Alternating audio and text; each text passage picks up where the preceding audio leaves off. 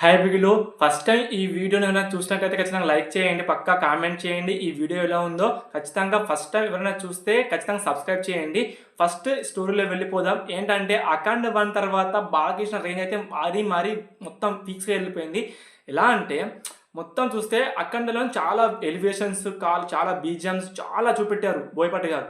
అయితే ఇక్కడ చూడండి ఒక్కొక్క షాట్లో ఒక్కొక్క రేంజ్ చూపెట్టారు.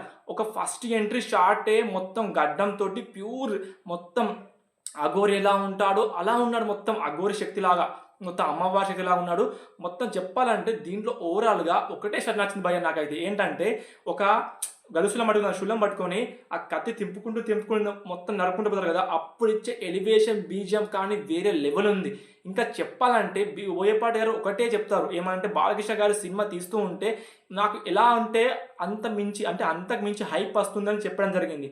ఇంకా చెప్పాలంటే ఈ స్టోరీ అంటే టీజర్లో మొత్తం చూస్తూ ఉంటే మొత్తం ఒక్కరినే చూపెట్టడం జరిగింది. ఏంటంటే బాలకృష్ణ గారినే మెన్షన్ చేస్తూ ఒక్కరినే ఫ్రీక్వెన్సీగా మొత్తం అంటే 1.8 మినిట్స్ వరకు మొత్తం చూపెట్టారు అన్నమాట. మొత్తం ఘోరంగా ఉంది. ఒక్కొక్క షాట్ ఒక్కొక్క బీజియంలో ఉంది.